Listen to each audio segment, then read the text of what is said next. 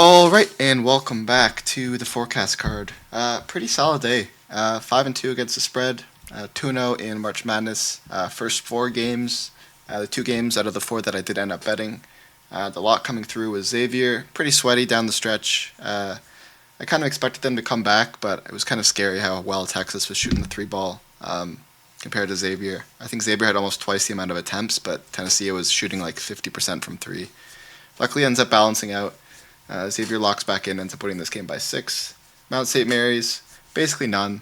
No sweat at all. They kind of completely crushed American. This American team, where they're not in their home court, just cannot shoot the ball. That's just the fact of any kind of team that relies way too much on the three ball. So yeah, solid there, 2-0 there. St. Joseph's does not come through. Fortunately, I think they were up like 5 with like 5 minutes left. But they gave up a 13-4 run to end up losing that game by like 4 or 5 points. A bit of an implosion from them at the end there. UAB kind of just played really, really tight coverage and forced them to keep turning the ball over. George Mason first half, probably one of the least sweaty locks we've had in a long time. They end up winning the first half by like 25 points or something. I stopped watching when they were up like 21. But that was pretty easy. The full game also would have cashed, so you didn't even have to take first 5. But it got a little sweaty at some point where Stanford went on like a 12-0 run in the second half. So glad I didn't have to sweat that out. Dayton, very sweaty first half, very back and forth game, but they completely just crushed them in the second half. Didn't end up really being that close. Bradley, also pretty sweat-free. They came out to an extremely hot start. Got a little bit sweaty at the end. Bradley just kept letting them back into the game, but luckily they locked back in the final few minutes. And Utah Valley ends up losing this game by 9. Almost had a walk-off 3 to backdoor, but San Francisco shot like 3 three-pointers at the end of the game, and Utah Valley just kept missing their free throws. So pretty tough loss there. Could have ended up cashing in the end, but it is what it is. But overall, locked to go 2-0, 5-2 on the spread. That brings our NAIT record to 6-4, and Big Dance record to 2-0. So let's get into the 7 games that I like for tomorrow. These games are weird. It's always so hard to bet these games. You have no idea what version of teams you're going to get, but I am quite excited to have a full day of basketball tomorrow. So yeah, let's get into the 7 games that I'm going to be betting for the first round tomorrow. All right, heading on to game number 1, we have Creighton versus Louisville. Now, this is a Creighton team that's actually very good. I do think they are a super elite offense. They're the best team in all of college basketball in the paint, with almost a 70% field goal percentage. But that's really all they have going for them in this game. I do think that although Louisville's offense isn't as potent as Creighton's, I think their defense for Louisville is really smothering, and I think they're going to figure out kind of how to win this game. If you look at how Louisville likes to score, they shoot a lot of threes. They also like to shoot in the paint. Both things that Creighton defends pretty well. But the one thing that Creighton does have a problem with is giving up turnovers. I think that's going to be something that Louisville does a ton of. They're going to be well rested for this game after a tough loss against Duke. I think they're going to really, really lock in here. And I think if Creighton isn't careful, they're going to have a ton of turnovers early on in this game. People like Hepburn, they have these amazing switches that force double teams out of nowhere, make you cough up the ball. Easy points for Louisville on the fast break. Creighton on the other side does not force turnovers. They're not going to have much chance on the offensive boards. They will find some success in the paint, definitely. They might find some success from 3, but they're going to have to work a lot harder for their points. They're going to have to come more so on first opportunities. Both teams decent free throw shooting teams. Creighton does not foul really at all, but Louisville does get to the line of butt. So things going to end up balancing out a little bit. Free throws aren't going to give either team an edge, but Creighton better offense, Louisville better defense. Basically, the main reason why I like this spot here for Louisville is not only the location. Louisville team only due for a little bit of regression. Creighton due for a good chunk, but this is kind of a big advantage here for Louisville. They're playing only 70 miles from their home. I think this is going to be 80% Louisville fans. Creighton traveling 650 miles for this game. Not sure how many Creighton people are going to be in there for them. Creighton's still going to be missing Pop Isaacs. He's been out since December. One of their most important players. I think they have a good chance of making a run here if he is in this game, but Louisville's perfectly healthy. They're going to have some, I think they're going to have a bit of a revenge here because they're a little bit pissed off. that they got this 8th seed when I think they deserve to be much higher seeded based off of some of the wins that they had. But this great team, they're just a little bit too inconsistent for me. Give me Louisville here to win a tight contest where the ACC takes down the Big East in the first round. All right, that brings us to game number 2, which is McNeese versus Clemson. Now, Clemson has been a good team. My only concern specifically with this game is that Clemson had a stretch where they got completely locked up by Louisville in the tournament, the ACC tournament. And I think if teams watch that tape, I think they're going to really figure out how to shut down this Clemson's offense. This is a McNeese team that hasn't really played a ton of elite competition, but this Clemson team due for a good chunk of regression. If you look at where Clemson likes to score, they kind of have a pretty balanced offense, 37% from 3, 37% from the paint, 25% from the mid-range. They're definitely going to find some success from the mid-range and the 3 against McNeese, the team that doesn't defend it too well. But McNeese is an elite paint defense. They're also pretty okay on their own boards, not phenomenal, but they also don't turn the ball over. They don't foul too much. On the other side, McNeese, they're a team that lives in the paint. Obviously, Clemson is an elite paint defense. But I think McNeese is going to find a lot of success on the offensive boards. They're going to be able to force some turnovers. I think they're just playing a little bit better than Clemson is right now. I think it's going to be a really, really good game. I really like McNeese's coach. Obviously, he is leaving, but I think their team... I saw someone talk about this, which actually makes a really good point, that with McNeese's coach leaving, typically coaches take players with them, especially when they take a step up to like a better team. And this is basically going to be a tryout. I think all the McNeese teams want to follow their coach, make it on to the next level, and they're going to be playing their heart out. Clemson, obviously a solid team. Played in a much tougher conference, but motivation-wise, I do like this spot here for McNeese. I think they match up decently well. They just had a tough loss against Louisville, which was actually Clemson has had a tough loss, but McNeese is going to ride their momentum of winning the in-conference tournament. They're going to have a couple extra days rest here to be planning for this game. When they have had to step up in competition, they haven't done too bad. They only lost by 4 to Liberty, 7 to Santa Clara, 3 to Mississippi State, only by 8 to Alabama. They beat North Texas.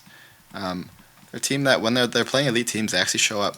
If you look at their power ratings, they're a top 25 team when playing top 25 teams. And Clemson is also really elite at playing like the top teams, but they do typically play down to their competition. So this is obviously a game where Clemson has the ability to win by 30 points. But I do think McNeese has the potential talent here to keep this game a little bit closer than Clemson wants it to be. So give me McNeese here, plus 7.5.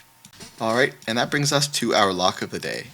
This is a Gonzaga team that's peaking at the right time. The history of this Gonzaga team is that they always show up in these big moments, especially in this conference.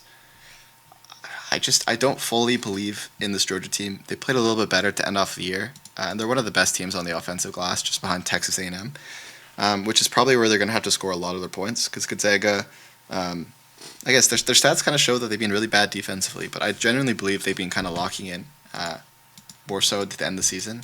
Gonzaga, they're a team that likes to shoot basically everything around 30%. They're going to find some success. Georgia, obviously a pretty elite defense, but I do expect Gonzaga to step up here, especially in forcing turnovers, something that Georgia does typically have some struggles with. Gonzaga, one of the best teams on the road. Georgia, really, really bad on the road. They really rely on that home edge, and they're not really going to have much of it. Again, if you look specifically at the stats, Georgia's been basically a top 10 team. Georgia, maybe not even a top 30 team this year. Yes, they've been playing better to end off the year, but they're due for a ton of regression. Gonzaga's actually still due, despite everything, still due for some positive regression. So they're still playing under where they should be, which makes sense because they had such a rough start to the year. But if you look at the power ratings, Gonzaga on a road team is a top 10 team, top 20 on neutral courts. Georgia follows basically 20 rating points when they play on the road, another 10 when they play in a neutral court. Their last 5, they've been like a top 25-ish team. Gonzaga's been like a top 15 team.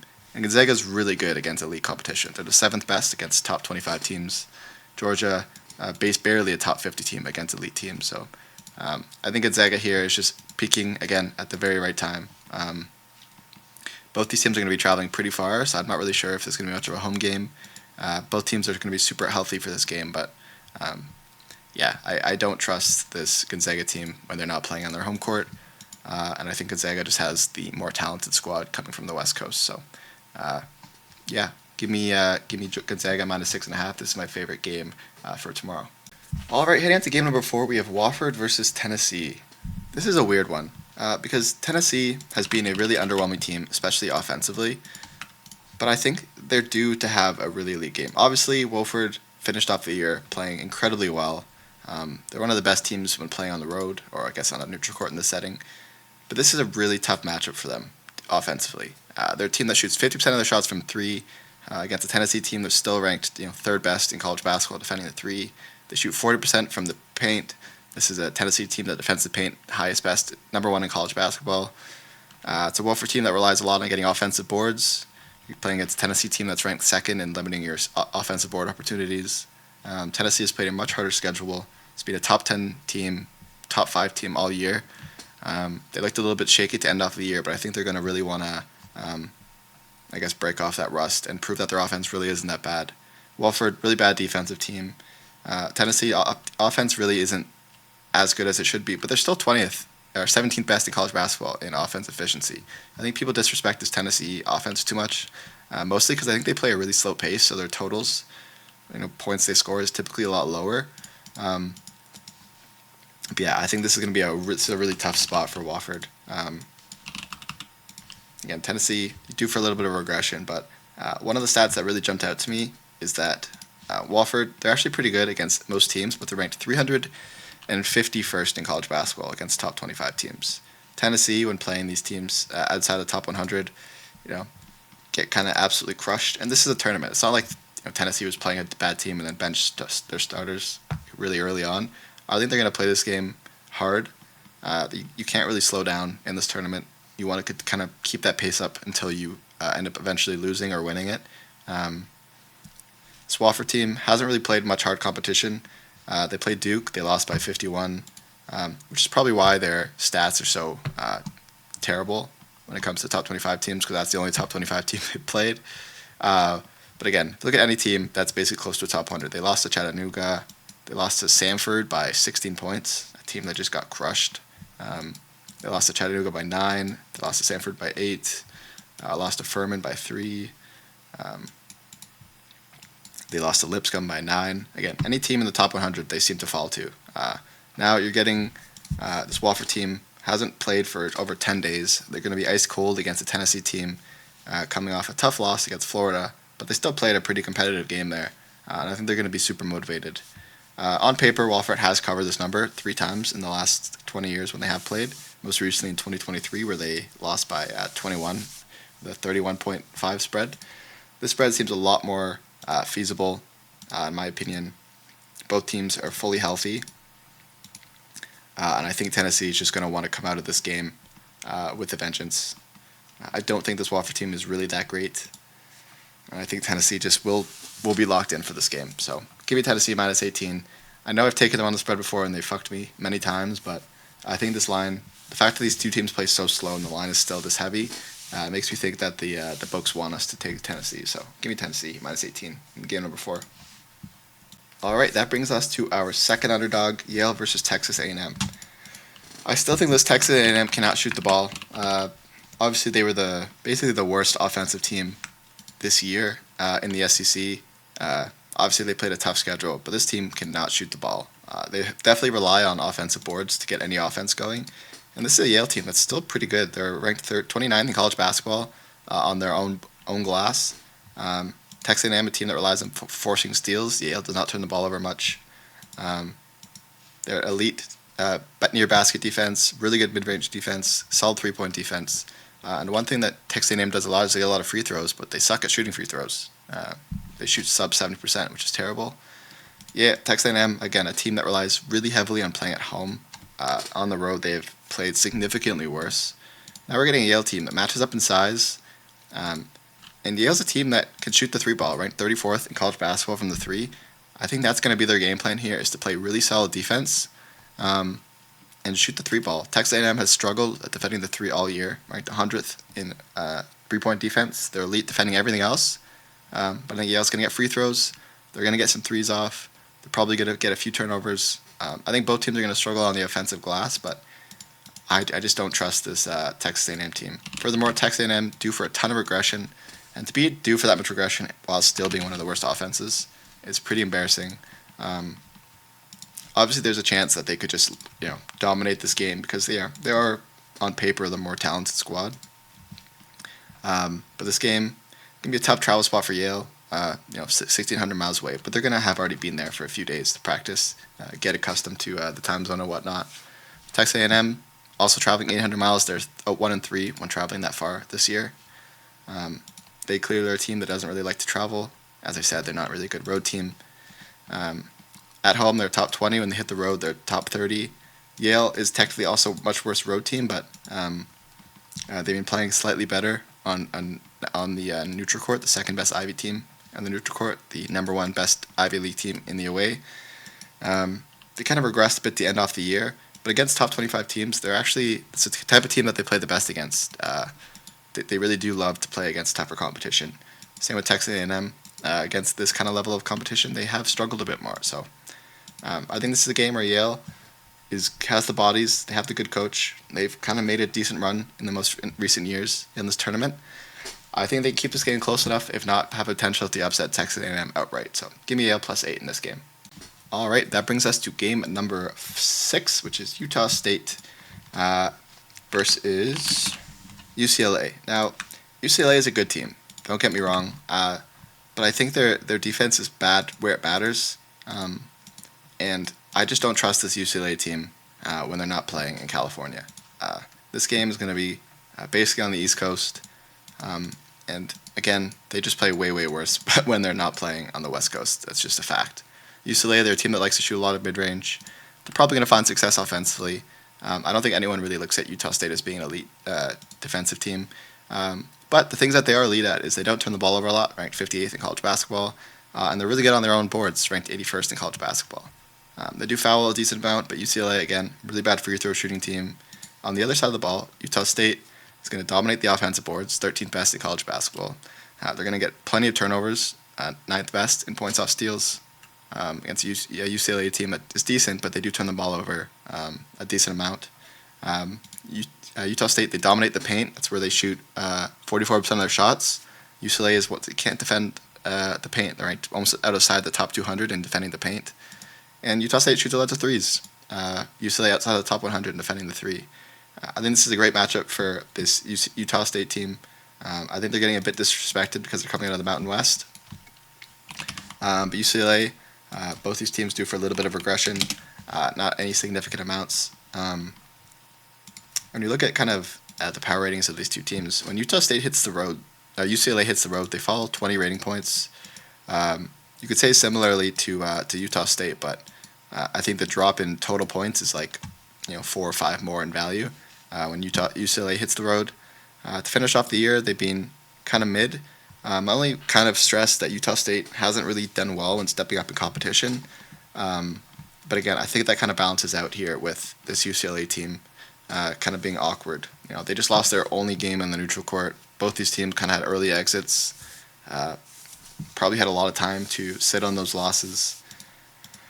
I think it's going to be a really fun game. But again, UCLA is playing 2,000 miles from home. I think it's going to be a tough game for them. I think Utah State has a good coach. They're going to really show up for this game. And I think it's going to be a shot where Utah State has the chance to upset UCLA outright. So give me Utah State +5.5. In game number 2, we have Texas Tech. Texas Tech is probably going to be a team that I fade later on in the tournament. They're dealing with a lot of injuries, and you're not really sure who's going to actually end up playing this game. When you look at their injury report, they basically have 2 players that are probable. So you have both Darian Williams and Chance McMillan, both probable. So I do expect them both to play. Yalaho, questionable, but he's not really nearly as important as the other 2. So I think everyone is going to play.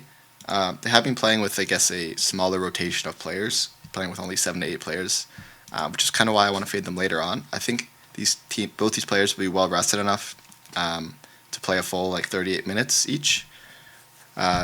but I do think that's going to kind of catch up to them as the tournament progresses. So I do agree that their bench is really light, but they're going to have 6 days to rest for this game. UNC Wilmington, you could argue they're coming to this matchup with a lot of momentum, having won their tournament, but they have not really had to step up in competition. Their only team in the top 100 they've played all year is Kansas, and they lost that game by 18. Kansas is significantly worse than Texas Tech. Obviously, UNC Wilmington has done a lot better to end off the year, but I think this is going to be a huge step up in competition for them. They played the 300th hardest schedule in college basketball. They haven't played anyone good, and this is a Texas Tech team that is extremely balanced. I have them making the final 8. I really think they're going to make the Elite 8 this year. I have this modeled as an 18-point win for Texas Tech. They played a significantly harder schedule. One of the best teams. They're going to have no problem on the offense, and defensively they match up well against a UC Wilmington team. If you look at where they like to shoot, UNC Wilmington likes to take a lot of mid-range shots. They take a decent amount of threes. Again, Texas Tech, top 20 3-point defense, top 75 mid-range and near basket defense. They don't turn the ball over. They don't give you offensive boards. They may foul a bit, but I think both teams are going to get to line a decent amount, with Texas Tech having a slight edge on the free throw line. So UNC Wilmington may try to get them in foul trouble because they do have, I guess, some benching issues. But I think this game is too big for Texas Tech. This is, I think, a team and I guess a pathway for them where they could very, very potentially make it far in this tournament, and I think they're going to take advantage of it. I think they have a chance of making the Elite 8, if not the Final 4, if they get good matchups. So we'll see how it goes. I really love Texas Tech to just completely clamp this UNC Wilmington team and beat them by like 30 points. But yeah, in terms of leans, I quite like Purdue here. I'm not particularly that big of a fan of this high point team. Yes, they could shoot the ball well, but they have played such an easy schedule. Purdue has some of the best point guards in all of college basketball. If you're gonna bet this game, I would probably either just take it over or just bet Purdue team total, because it is a Purdue defense I don't really trust.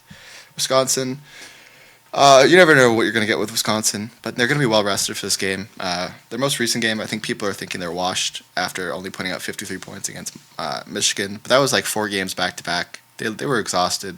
Michigan played some really aggressive defense, having only played 1 game already in that tournament. I think they're going to show up for this game. Their defense isn't talked about enough. I think this is a team that has the ability to also make the Elite 8, and I think they have a chance of beating Montana by 20, 25 points pretty easily. Drake, on paper, I think Missouri is the way better team, but Drake is a really good road team. They've been playing pretty solid. They play at the slowest pace basically in all of college basketball, and Missouri is not going to have any fun playing that, especially not being able to play in transition. But Drake just can't defend the paint, and that's my only concern with this game. And then Michigan moneyline first half. I think they come up big here, riding the momentum of the win. They typically turn the ball over a lot more in clutch time. That's been their problem. They're actually not too bad at turning the ball over early on in the game. So I think Michigan can show up big time in this game early on, prove to everyone that they deserve to be here. But I think UC San Diego has the balls to bring this game back to a one possession game near the end. But I do think Michigan is being undervalued here. I think UC San Diego is a little bit too much of a public dog, in my opinion. So I might actually end up betting the Michigan game. But yeah, just to recap, we got Creighton versus Louisville. I'm taking Louisville minus 2.5 in the basically the home game for them. McNeese versus Clemson. Big game for McNeese's players to really show up with their coach leaving, wanting to join them. Clemson team just had a really tough game against Louisville. I think that gives a script for McNeese to defend them. Georgia versus Gonzaga. Georgia peaked near the end. I think they're a less talented team. Gonzaga peaked at the right time. This is where they play their best ball in March. I think they're going to roll Georgia, especially on the offensive glass. I think Georgia's going to have less opportunities than they're used to. Tennessee versus Wofford. I think Wofford sucks. They haven't played anybody. Tennessee has a lot to prove. They had a really rough second half of the year. Everyone talks that their offense is dog shit, but it is still an elite top 20 offense. And I think this Wofford team is not going to be able to handle them. As Kyle Kerms would say, this is definitely going to be a dog walk of the day. Texas A&M versus Yale. Great matchup for Yale. Texas A&M cannot shoot the ball, and they suck on the road. I trust this Yale team a lot more in a neutral setting. I think this game ends up being extremely close. Both teams playing physical, paint play. Yale, if they can get hot from three, can run away with this game. Have a really big chance for an upset. Utah State, again, great spot here against UCLA that plays really bad when they're not playing on the West Coast. It's going to be basically an East Coast game. Utah State, well coached, and they're one of the best offenses in college basketball. If they can get hot, they can basically beat anybody. And I think they are defensively not that bad where it matters, which is going to be on the offensive boards and turnovers. And Texas Tech, I think they're just going to completely roll this UNC Wilmington team. This is another level of competition they haven't played yet. The only time they've played a decent team, they got crushed by 18. And I think Texas Tech is way better than Kansas is this year. So I think Texas Tech has a big chance to make a big run this year. And with their players being well rested in the first game, I think they're going to have a lot of success. But I do think that they might be someone to fade later on, as their bench is quite shallow. So that's everything for today. Thanks so much for watching. Hopefully we can keep rolling for this tournament. I posted my bracket earlier today, which has basically all 64 of my picks for the tournament. Obviously, some of these might change. The bracket, I don't think you should be using it too much as like a guide. A lot of it is me kind of just trying to predict potential chances for upsets. Even if I would prefer a side, I might actually take the other team in the bracket because they have a pathway. Either that be to get hot from three or shoot a lot of free throws. Who knows? But yeah, thank you so much for watching, guys, and I will see you guys all tomorrow.